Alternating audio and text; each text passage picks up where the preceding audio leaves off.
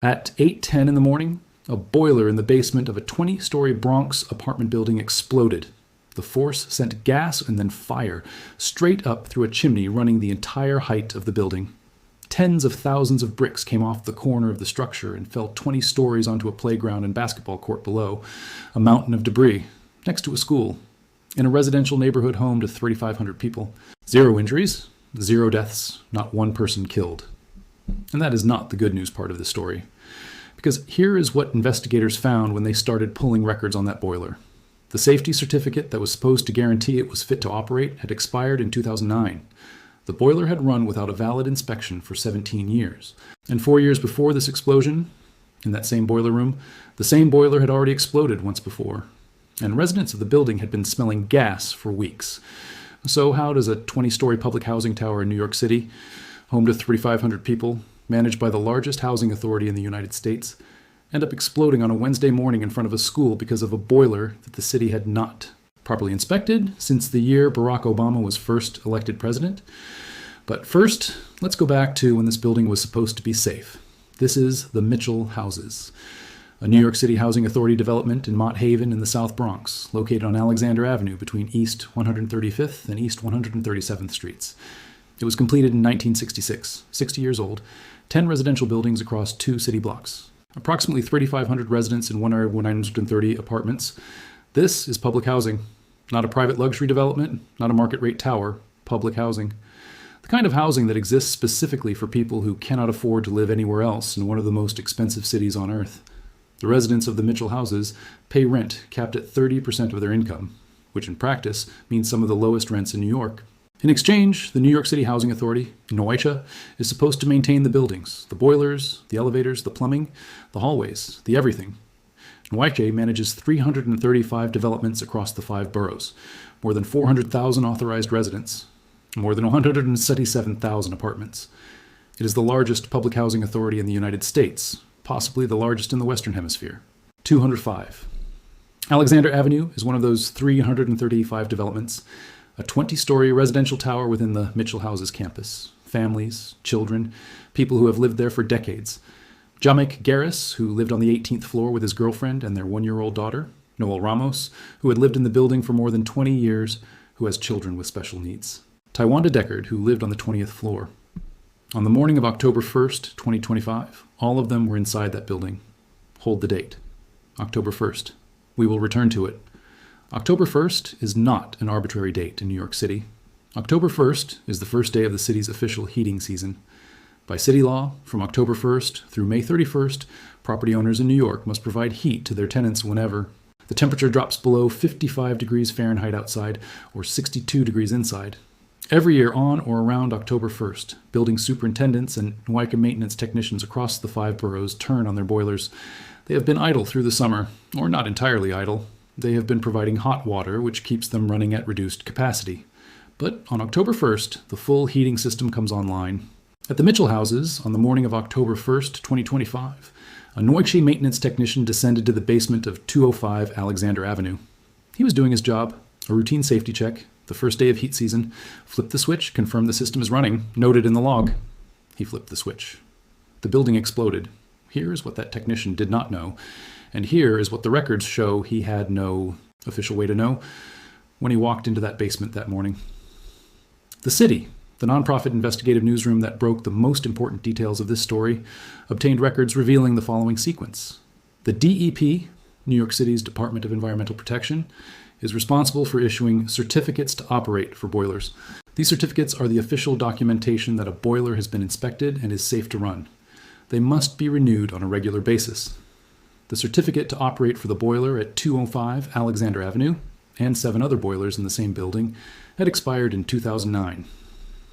On October 1st, 2025, when the technician walked into the basement and flipped the switch, that certificate had been expired for 16 years. The boiler had been running, providing hot water to 3,500 residents through 16 full years, without a valid operating certificate, without a current DEP inspection, without the independent verification that the system was safe. But that was not the most alarming part of the boiler's history. Here is what investigators learned about what had happened in that same boiler room 4 years earlier. The same boiler had already exploded. Not a different boiler, not a different building. The same boiler, approximately 4 years before October 1st, 2025. Gas had built up inside the chamber and exploded. In that previous incident, the explosion was contained within the boiler room. The gas did not escape into the chimney, so the structural damage stopped at the basement level. The system was not replaced. It was not overhauled. It continued to provide hot water to 3,500 residents for 4 more years. On October 1st, 2025, the gas did not stay in the basement. The explosion happened at 8:10 in the morning. Here is what was happening at 8:10 in the morning on Alexander Avenue. A witness described seeing the smoke after dropping her kids off at school. She had just left the school building, directly across the street, and she was the one who called 911. She had just dropped her kids off. ABC 7, New York confirmed the debris field explicitly. The collapse sent bricks and debris crashing down just feet from a playground and across the street from a school. The playground is inside the Mitchell House's courtyard. The basketball court is at the base of the building. The school is directly across Alexander Avenue. If that boiler had exploded 20 minutes later, at 8:30 when the morning drop-off rush was over and parents were walking back past the building, the debris field that covered the playground and basketball court would have landed on a different set of people. Bronx Borough. President Vanessa Gibson observed publicly that the explosion happened when many people had already left for work or school. Many, not all. One person was so shaken by the blast that she reported being injured in the panic as residents rushed to flee the building without working elevators. Tywanda Deckard on the 20th floor felt the building shake and heard 2 separate booms. People were screaming in the hallways. The building, she said, felt like it was collapsing around her. 20 floors up, running down the stairs, with no working elevator. The only reason this script does not begin with a death toll is 8:10 a.m. The explosion did not come without signals. Gothamist, reporting the day after the blast, spoke with 3 tenants and the local city council member. Their accounts were consistent. Residents of the Mitchell houses had been smelling natural gas in the weeks before the explosion. Not one resident, multiple residents, over multiple weeks. One resident, construction worker Luis Navarez, told Gothamist he had smelled gas around midnight on the night before the explosion, approximately 8 hours before the boiler detonated. Assemblymember Amanda Septimo, who represents the area, said she was alarmed that residents' reports of gas leaks had apparently gone unanswered. Definitely were warning signs, was the headline that Gothamist ran on the story. The city, reporting separately, confirmed that several residents had told them they could smell gas for weeks before the explosion. Weeks, not hours. Not the night before. Weeks. Neache's official response was to note that the boiler had been inspected by the city's buildings department in June 2025. June, 4 months before the explosion. 3 open violations were on record for the boilers. Neache said those violations were non-safety related and not believed to have impacted the safe operation of this equipment. Here is what happened to the equipment that was not believed to have a safety problem. 4 months after the inspection, on the first day it was asked to heat 3,500 people. It blew the side off a 20-story building. At 8:10 a.m., investigators believe this is what happened. Gas had accumulated inside an offline boiler in the basement of 205 Alexander Avenue. The gas had traveled through the containment system that was supposed to prevent exactly this, up into the 20-story chimney that ran along the corner of the building. The chimney was filled with gas. The technician flipped the switch to bring the boiler online. The ignition source met the gas column in the chimney. John McGarris, on the 18th floor, was still asleep. His girlfriend woke him with her screams. From her window she could see bricks falling. He heard what sounded like 2 consecutive explosions. He grabbed his 1-year-old daughter and ran toward the stairs. "I just locked into survival mode," he told the city. Angel P. was going up the stairs when the sound hit. "It sounded like a bomb," she said. "I can't believe this." One woman told CBS New York, "I said, oh my God, the world is ending." The chimney, 20 stories of brick and mortar running the full height of the building, came apart. Tens of thousands of bricks fell from the corner of 205 Alexander Avenue. Air conditioning units were ripped from windows. The building was left with a 20-story gash in its side, a raw vertical scar where an entire structural corner had stood 90 seconds earlier. Rubble covered the playground, the basketball court, the ground floor around the building's base. FDNY units were on scene within minutes. Drones were deployed. K-9 units swept the rubble pile. No one was trapped. No one was killed. "It's nothing short of a miracle that no one died," Assemblymember Septimo told CNN. "A miracle. That is the official characterization of the safety outcome at a building managed by the New York City Housing Authority. Here is the number that the city found when it analyzed DEP and neache data after the explosion. The boiler at 205 Alexander Avenue was not the only neache boiler running with an expired operating certificate. At the time of the explosion, At least 50 boilers scattered across 14 YCHA developments throughout New York City were operating with expired DEP registrations or certificates to operate. 50. Across 14 buildings, scattered across all 5 boroughs. NYCHA has more than 1,000 boilers across its 335 developments. The authority had made a commitment, under the terms of its federal oversight agreement, to bring all of those boilers into compliance. The deadline had already been missed. NYCHA acknowledged this after the explosion and said it was working with DEP to revisit the schedule for the remaining sites. Revisiting the schedule, after one of the 50 had already taken the side off a building next to a school. 84 residents from the apartment lines adjacent to the collapsed chimney, the F and G lines at 205 Alexander Avenue, were temporarily relocated to hotels. NYCHA immediately shut off gas service to the entire 1,730 unit complex. Not just the building that exploded, the entire development, all 1,730 apartments, all 3,500 residents. No cooking gas in a housing development where the kitchens run on gas. Starting October 1st, NYCHA distributed hot plates to residents. NYCHA gave each household $20 for food, $20 for the full period of the gas outage. The New York City News Service, reporting 6 months later in April 2026, described the scene. Gas was off through Thanksgiving, off through Christmas, off into the new year. 6 months. From October 1st, 2025, through some point in the spring of 2026, residents of the Mitchell houses cooked on hot plates that NYCHA had distributed. They used food money of $20, provided once for the entire outage, to stretch meals across a winter in the Bronx. One resident, Mimi Singleton, had a window blown in from the explosion. She was told the floors and walls in her apartment would have to be replaced. She has several health issues. She was relocated to a hotel and then to permanent housing elsewhere. Noel Ramos, more than 2 decades in the building, children with special needs, said the boiler room had erupted twice before, causing floods. He grabbed his children's medical machines when they ran from the building. These are the people paying rent to NYCHA. These are the people NYCHA is legally obligated to house safely.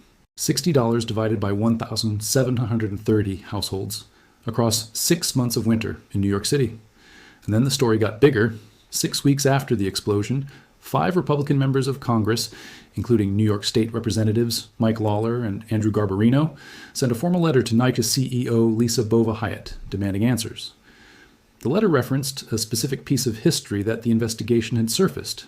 The Mitchell houses had failed to meet HUD minimum living standards in a 2019 random inspection, scoring 54 out of 100. 54 out of 100.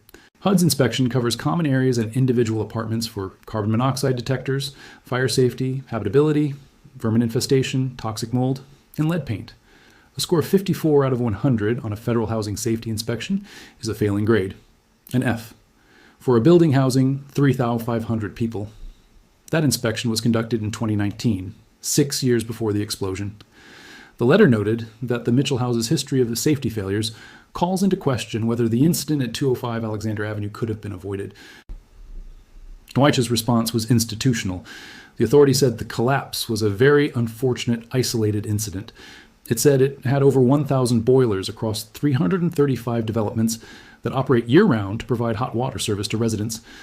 An isolated incident in a building with a 54 out of 100 federal safety score, with a boiler that had already exploded 4 years earlier, with a DEP certificate expired since 2009, with residents reporting a gas smell for weeks. On the first day of heating season, isolated. Here is the number that explains every other number in this story. $78. $3 billion.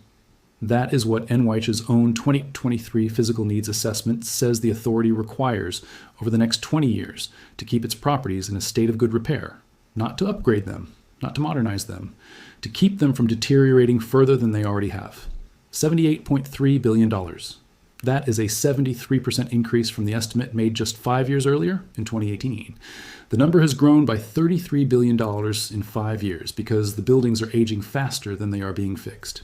Of NYCHA's 2,351 residential buildings, 77% are more than 40 years old. The Mitchell houses alone, just this one campus out of 335, needs $717 million in upgrades over the next 20 years. That includes $84, $7 million specifically for steam piping. The annual federal funding NYCHA receives for capital repairs is approximately $300 million per year in recent budget cycles, against a 20-year need of $78, $3 billion, $300 million a year, $70 $3 billion needed. At that funding rate, fully addressing NYCHA's physical needs would take approximately 261 years. The Mitchell houses opened in 1966. If federal capital funding levels stay constant, the repairs neache currently needs would not be completed until the year 2287, and the boiler that already exploded once before is still there. More than 400,000 people are authorized to live in neache developments across New York City. Many others share units without appearing on a lease. The best estimate of the true number of people living inside neache buildings is somewhere between 400,000 and 500,000. They are not there by choice in the casual sense. They are there because New York City's private housing market is among the most expensive on the planet, and NYCHA is the only housing that exists for people whose incomes cannot reach that market. They live in buildings where 77% of the structures are more than 40 years old, where the repair backlog is $78. $3 billion, where 50 boilers across 14 developments were running with expired operating certificates after one of them blew up, where a federal inspection scored one of those developments at 54 out of 100. They are not investors. They are not residents who signed up knowing the risks and calculating the upside. They are families who needed a place to live in a city that did not offer them another option. John McGarris was on the 18th floor with a 1-year-old daughter when the wall came apart. He grabbed the baby. He ran for the stairs. He did not know the boiler had already exploded 4 years ago. He did not know the DEP certificate had expired when he was in middle school. He did not know about the 54 out of 100 inspection score. He did not know about the gas smell his neighbors had been reporting for weeks. He just had a baby and a staircase and a building with a 20-story gash in its side. Here's the contrast that defines the entire American public housing debate in one sentence. In the same city where residents of the Mitchell houses received $20 and a hot plate after their building exploded, apartments at 432 Park Avenue on Billionaires Row, 2 boroughs south, that were selling for between $3, $7 million, and $87 million. Both buildings are in New York City. Both buildings are vertical residential towers. Both buildings have had their own well-documented structural problems. In one, residents sue their developer for $165 million and list penthouses on the market. In the other, residents grab their babies and run down the stairs and get $20 for food. That contrast is not an argument. It is a description of what the same city contains. The Mitchell houses are not unique. The physical needs assessment describes most neache developments as having similar or more significant repair needs than the Mitchell houses. This was the specific finding of a city limits investigation conducted after the October 1st explosion. The majority of Neache's 335 developments in the same or worse condition than a campus that just exploded. This story is bigger than one building, bigger than one boiler, bigger than Neache. Every major American city built public housing at scale in the mid-20th century. The same federally funded construction program that produced the Mitchell houses in 1966 produced similar developments in Chicago, Baltimore, Philadelphia, Atlanta, Houston, and dozens of other cities. In virtually every one of those cities, the repair backlog story is the same story. Federal investment in public housing peaked in the 1970s and has declined in real terms ever since. The buildings built in the 1950s and 1960s were not designed to last forever without substantial maintenance. They are now 60 and 70 years old. The systems inside them, the boilers, the plumbing, the electrical, the elevators, are aging past their design lives. The physical consequence of that funding history is 50 boilers with expired DEP certificates, a 17-year gap between inspections and reality, a previous explosion that produced no structural changes to the system that caused it, a gas smell that lasted for weeks with no recorded response, and a 20-story chimney collapsing onto a playground next to a school at 8:10 on a Wednesday morning in October. If a private developer's tower experienced a partial collapse caused by a safety system that hadn't been inspected in 17 years on a boiler that had already exploded once before, with weeks of prior gas leak complaints on record, the investigation, the litigation, and the accountability would be swift and severe. This was neache. The investigation is ongoing. The gas came back in spring 2026, the $78. $3 billion is still needed. Both things are true about what happened at 205 Alexander Avenue on October 1st, 2025. The FDNY responded within minutes. K-9 units swept the rubble. Drones searched the collapse zone. No one was trapped. 84 families were moved to hotels within hours. Mobile boilers were dispatched. A temporary support center opened inside the Mitchell Community Center 200 yards away. Every agency that was supposed to respond did respond, and the boiler that exploded had already exploded 4 years before. The DEP certificate that was supposed to certify it was safe had been expired for 16 years. 50 other neache boilers across the city were in the same condition. Residents had been reporting a gas smell for weeks before the explosion. The building had received a 54 out of 100 on its last federal inspection.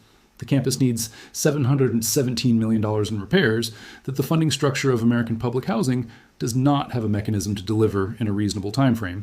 The building is still standing. The residents came back. The gas came back eventually. Life at the Mitchell houses continues. And on the 18th floor, Jahmik Garris still lives in the same building where he grabbed his 1-year-old and ran for the stairs. He is back home. The boiler that triggered the explosion was still under investigation as of the most recent reporting. And Noika has more than 1,000 other boilers. October 1st, 2026 is coming. That is the next first day of heating season in New York City. The day when thousands of technicians across thousands of NYCHA buildings will go into basements and flip switches and bring boilers back online after the summer. Some of those boilers will be the 50 that the city identified as running with expired certificates. Some of those will be in the buildings whose repair needs neache's own assessment describes as equal to or worse than the Mitchell houses. Some of those technicians will walk into basements where residents have been smelling gas. The miracle of October 1st, 2025 was timing. 8:10 a.m. Most people had already left for school and work. The debris found a playground and a basketball court instead of the people who play on them. Assemblymember Amanda Septimo said it plainly the morning the building was still standing with a gash in its side and rubble on the ground below. It's nothing short of a miracle that no one died. That is the official characterization. A miracle, but a system that relies on miracles, on the specific timing of an explosion, on a school across the street being seconds past its morning drop-off, on a 1-year-old already in her father's arms before the stairs, is not a safety system. It is a countdown. Neache has more than 1,000 boilers. 50 of them were running without valid certificates when one of them took the side of a building. And somewhere in that system right now, on some campus that scored below 54 out of 100 on its last federal inspection, someone is smelling something they shouldn't.